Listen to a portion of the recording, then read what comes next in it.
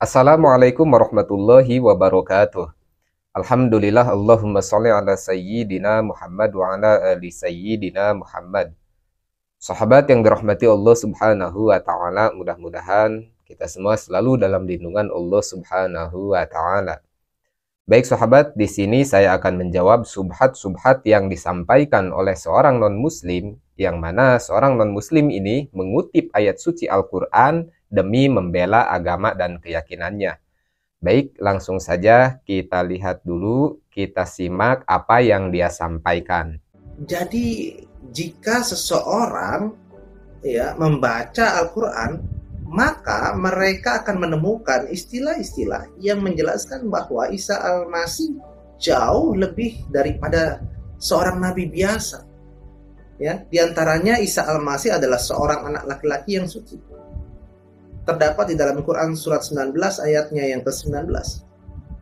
Nah, pernyataan ini juga didukung di dalam Injil, di dalam Kisah Para Rasul pasalnya yang keempat ayatnya yang ke-30. Jika kita menyelidiki Al-Quran maupun Alkitab, kita akan melihat bahwa semua nabi lain pernah berdosa, saudara. Isa Al-Masih adalah satu-satunya nabi yang tidak pernah berdosa. Dan hanya Allah yang tidak pernah berdosa. Nah, kesimpulannya berarti Isa Al-Masih adalah Tuhan karena dia tidak pernah berdosa dan dia adalah suci. Nah, di situ dia mengatakan bahwa jikalau kita rajin membaca Al-Quran dan meneliti Al-Quran, kita akan menemukan bahwa Isa Al-Masih atau Nabi Isa alaihi salam itu bukan hanya sekedar nabi biasa. Makanya inilah yang menjadi dalil mereka menuhankan Nabi Isa alaihi salam. Padahal para sahabat, kalau kita benar-benar mengkaji Al-Quran, mengkaji tafsir-tafsirnya, yang mana yang menjadi alasan atau dalil kutipan Al-Quran yang dia sampaikan, itu saya sudah bahas di video saya sebelumnya. Cuman yang saya garis bawahi di sini, dari pernyataan dia menyimpulkan bahwa hanya Isa Al-Masih lah atau Nabi Isa alaihi salam lah satu-satunya nabi yang tidak pernah berdosa. Di situ dia menyimpulkan bahwa Nabi Isa alaihi salam nabi yang tidak pernah berdosa, maka dia adalah Tuhan karena yang tidak pernah berdosa adalah Tuhan. Disinilah bentuk kesesatan mereka para sahabat. Karena untuk mengenali Tuhan, maka kita harus mengenali dulu sifat dari ketuhanan tersebut. Kita harus mengenali dulu af'al dari ketuhanan tersebut. Kalau misalkan Nabi Isa alaihissalam mereka anggap Tuhan karena alasannya Nabi Isa alaihissalam tidak pernah berdosa, maka jawabannya kita juga meyakini bahwa setiap Nabi dan Rasul Allah Subhanahu wa ta'ala itu semuanya orang-orang maksum, orang-orang suci, orang-orang yang terhindar dan terlepas dari segala perbuatan buruk dan dosa. Yang kedua, sifat ketuhanan itu adalah maha kuasa dari segala apapun. Alladzi khalaqas samawati wal arda wa ma bainahuma. Kalau kita melihat Nabi Isa alaihissalam, beliau adalah seorang makhluk dan seorang nabi Allah Subhanahu wa taala.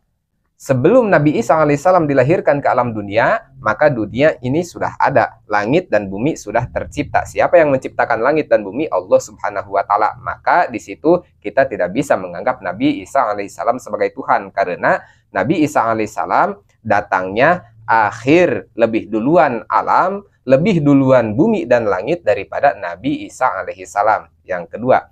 Yang ketiga, kalau misalkan mereka menganggap Tuhan menjadi manusia, maka kalau seperti itu keadaannya Tuhan menjadi manusia, berarti sifat maha kuasanya Tuhan sudah tidak ada lagi. Karena apa? Karena ketika Tuhan menjadi manusia, maka kekuasaan Tuhan akan dibatasi oleh sifat-sifat kemanusiaan. Contohnya, sifat kemanusiaan itu mereka lapar, mereka haus, mereka ngantuk, mereka tidur. Bayangkan oleh kita, kalau misalkan Tuhan tidur, 1 menit saja Tuhan tidur, maka dunia ini akan hancur para sahabat. Karena jelas di dalam Al-Quran, la ta'khuduhu sinatun wala naum. Allah Subhanahu wa ta'ala atau Tuhan kita, jangan pun Allah itu tidur, bahkan rasa ngantuk pun Allah terlepas dari sifat tersebut. Makanya kalau misalkan menganggap Nabi Isa alaihissalam adalah Tuhan karena alasan atau dalih bahwa Nabi Isa alaihissalam tidak pernah berdosa, maka semua alasan dan dalil tersebut bisa dipatahkan. Karena bukan hanya Nabi Isa alaihissalam saja yang mempunyai gelar atau pangkat, bahkan baginda Nabi Muhammad SAW lebih luar biasa pangkat yang diberikan oleh Allah Subhanahu wa taala daripada Nabi Isa alaihissalam tadi. Apa pangkat yang diberikan oleh Allah Subhanahu wa taala kepada baginda Nabi? Yaitu sebagai rahmatan lil alamin. Kalau kita melihat rahmatan lil alamin, baginda Nabi ini sebagai rahmat bagi semua alam, tentu ini lebih luar biasa daripada Nabi Isa alaihissalam. Tapi kita sebagai umat baginda Nabi tidak pernah menuhankan baginda Nabi. Tetap kita menganggap baginda Nabi adalah makhluk Allah, hamba Allah, Rasul Allah. Dan Tuhan kita hanya satu, yaitu Allahu Ahad. Baik, kita lanjut lagi para sahabat. Nah, Isa Al-Masih juga diberi gelar sebagai kalimatullah, kalimat Allah atau kalimat Allah. Terdapat di dalam Quran suratnya yang ketiga, ayatnya yang ke-35, juga ke-39. Bahkan di dalam Injil juga tertulis di dalam Yohanes pasalnya yang pertama, ayatnya yang pertama. Jelas kalimat Allah di sini tidak mempunyai permulaan. Jika ada permulaan, maka ada masa di mana Allah tidak berkalimat. Itu mustahil kan? Karena Isa Al-Masih adalah kalimat Allah, maka ia juga adalah Allah, saudara.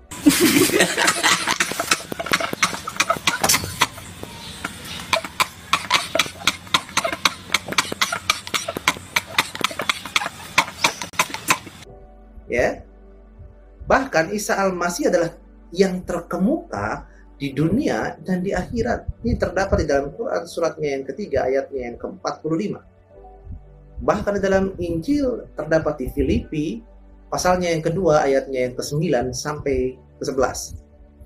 Di sini kita bisa melihat bahwa ia lebih dari semua nabi yang pernah hidup di dunia ini. Bahkan dia juga lebih dari semua malaikat. Walaupun hal ini tidak membuktikan bahwa Isa Al-Masih adalah Tuhan, tapi jelas memberi dia kedudukan di atas semua makhluk di dunia maupun di surga.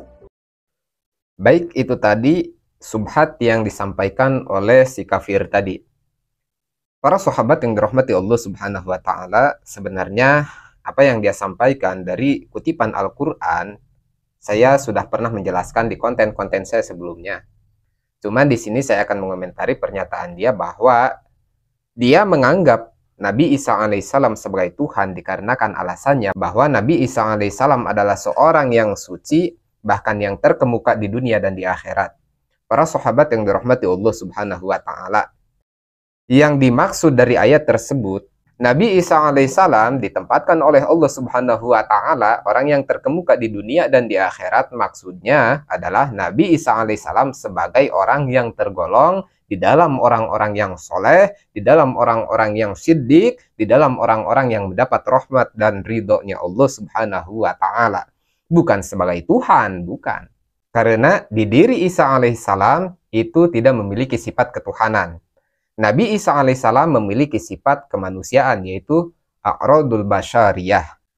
Tidak memiliki sifat ketuhanan. Adapun mukjizat-mukjizat yang diberikan oleh Allah Subhanahu wa taala kepada Nabi Isa alaihissalam, semua nabi pun, semua rasul pun itu diberikan mukjizatnya masing-masing, disesuaikan dengan keadaan dan kemampuannya masing-masing. Seperti Nabi Isa alaihissalam diberikan mukjizat oleh Allah, bisa menyembuhkan orang yang sakit, bisa menghidupkan orang yang meninggal. Itu hanyalah mukjizat dari maha kuasanya Allah Subhanahu wa taala yang diberikan kepada Nabi Isa alaihissalam. Bukan kekuasaan Nabi Isa, bukan. Nabi Isa alaihissalam ketika mau mengobati pun, mau mengobati orang sakit, beliau menyebutkan kun biidznillah, dengan izin Allah.